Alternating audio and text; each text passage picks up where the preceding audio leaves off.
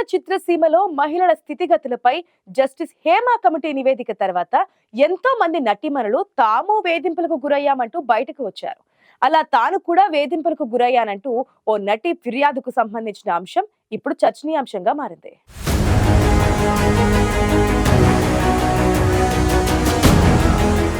ఓ నటి ఫిర్యాదుపై దర్శకుడు బాలచంద్ర మేనన్ న్యాయస్థానాన్ని ఆశ్రయించగా ఈ పిటిషన్ పై విచారణ జరిపిన హైకోర్టు కీలక వ్యాఖ్యలు చేసింది.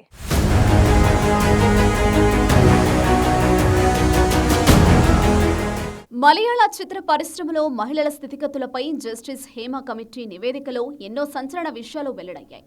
ఈ నేపథ్యంలో సినీ ఇండస్ట్రీలో మహిళలపై వేధింపులకు సంబంధించిన అంశం గురించి పెద్ద ఎత్తున చర్చ జరిగింది. జస్టిస్ హేమ కమిటీ నివేదిక అనంతరం వేధింపులకు గురైన అనేక మంది నటీమణులు తాము కూడా గతంలో చేదు అనుభవాలు ఎదుర్కొన్నామని బయటకొచ్చారు. గతంలో వారు ఎదుర్కొన్న లైంగిక వేధింపుల గురించి బయటకు చెప్పడంతో మలయాళ చిత్రసీమలో జరుగుతున్న దారుణాలు ఒక్కొక్కటిగా వెలుగులోకొచ్చాయి.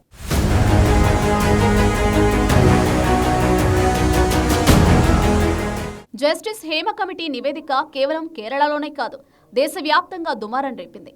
కాస్టింగ్ కౌచ్ మొదలుకుని మహిళలపై వివక్ష వరకు మాలీవుడ్లో నటీమణులు ఎన్నో ఇబ్బందులు ఎదుర్కొంటున్నారని హేమ కమిటీ నివేదిక వెల్లడించింది. ఈ నివేదిక ప్రభుత్వానికి అందించిన తర్వాత బాధిత నటీమణులు ఒక్కొక్కరిగా బయటకొచ్చి తమకు ఎదురైన చేదు అనుభవాలు, వేధింపులను వెల్లడించడంతో సినీ ఇండస్ట్రీలలో జరుగుతున్న దారుణాల గురించి పెద్ద ఎత్తున చర్చ జరిగింది. వేధింపుల ఆరోపణల నేపథ్యంలో ప్రముఖ మలయాళ దర్శకుడు రంజిత్, నటుడు జయసూర్య, మణియన్ పిళ్లరాజుపై కేసులు కూడా నమోదయ్యాయి. అయితే అది అక్కడితోనే ఆగిపోలేదు. ఆ తర్వాత తమకు పలు సందర్భాల్లో వేధింపులు ఎదురయ్యాయని మాలీవుడ్తో పాటు కోలీవుడ్, టాలీవుడ్, బాలీవుడ్ ఇండస్ట్రీల నుంచి పలువురు నటీమణులు బహిరంగంగానే చెప్పడంతో దేశవ్యాప్తంగా సినీ ఇండస్ట్రీలో వేధింపులకు సంబంధించి పెద్ద ఎత్తున విమర్శలొచ్చాయి.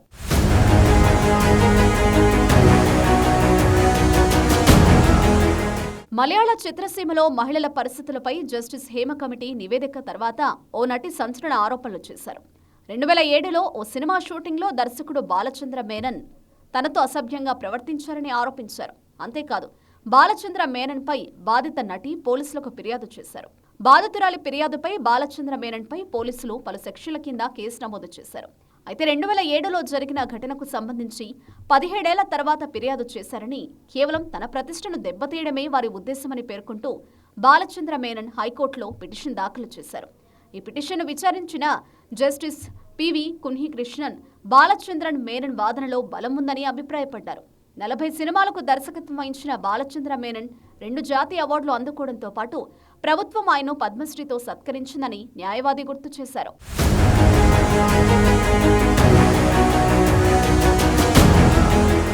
ఓ మహిళ ఫిర్యాదు ఆధారంగా 17 ఏళ్ల తర్వాత బాలచంద్ర మేనన్పై కేసు నమోదైందని పేర్కొన్న న్యాయమూర్తి దానిపై విచారణ కొనసాగుతుందని తెలిపారు.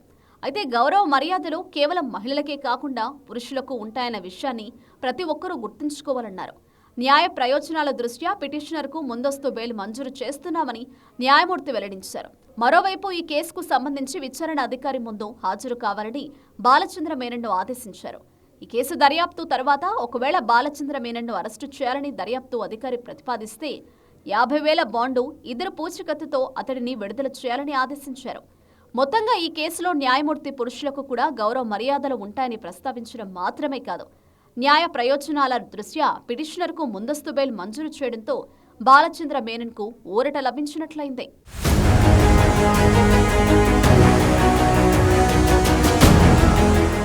ఓ నటి పట్ల దర్శకుడు బాలచంద్ర మేనన్ అసభ్యంగా ప్రవర్తించాడని 17 ఏళ్ల తర్వాత వచ్చిన ఆరోపణలపై విచారణ జరిపిన న్యాయస్థానం కేవలం మహిళలకే కాదు పురుషులకు కూడా గౌరవ మర్యాదలు ఉంటాయని వ్యాఖ్యానించింది.